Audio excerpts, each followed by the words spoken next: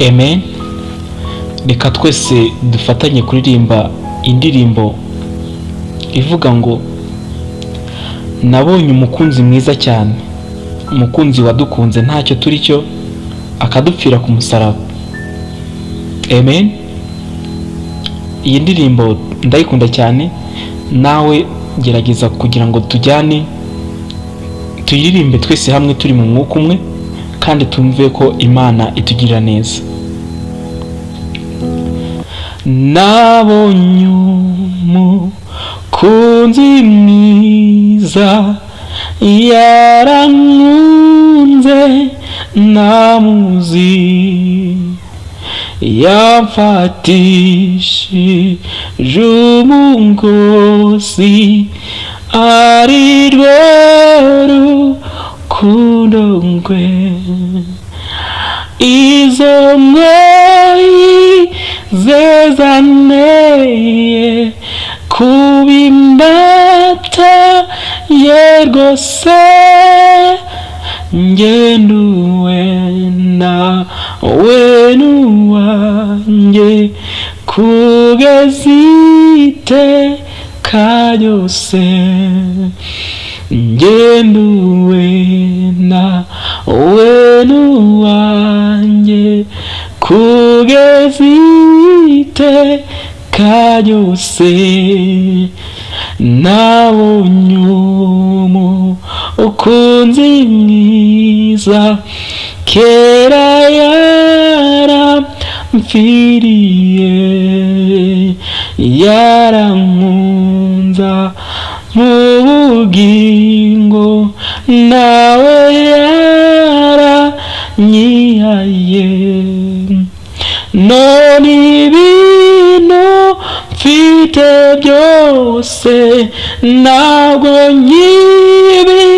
nkibigundira, ibyo ntunze nanjye ubwanjye n'iby'uwo mucunguzi, ibyo ntunze nanjye ubwanjye n'iby'uwo mucunguzi.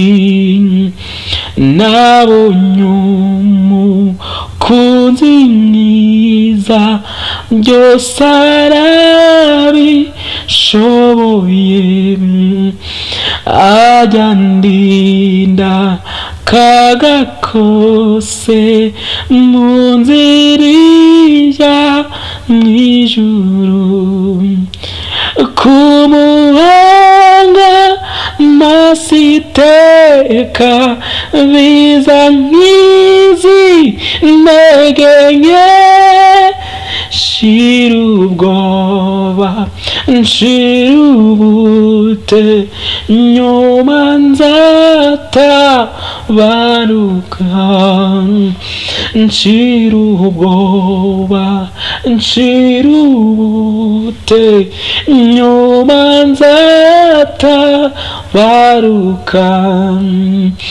Nabonye umukunzi mwiza niwe nyiri mbabazi, niwe mujyanama wanjye, niwe undengera iteka,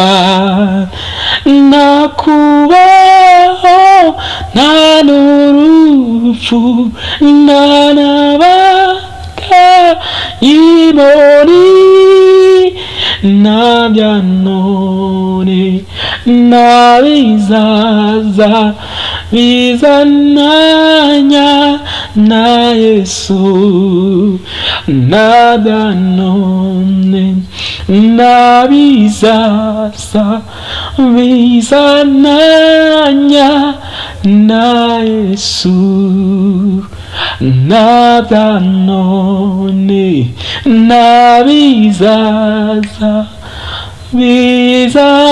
bizananya na Yesu.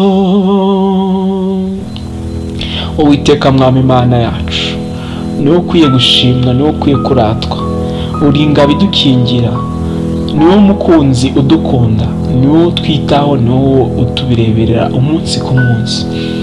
Komeza utwimane nk'umukozi wawe, undinde akaga kose gasa nako, undinde ushire mu biganza byawe. Mu mukunzi wawe unkunde, unyiteho, umpumurize aho nteshutse, mbone ineza yawe, mu izina rya Yesu Kristo, amen.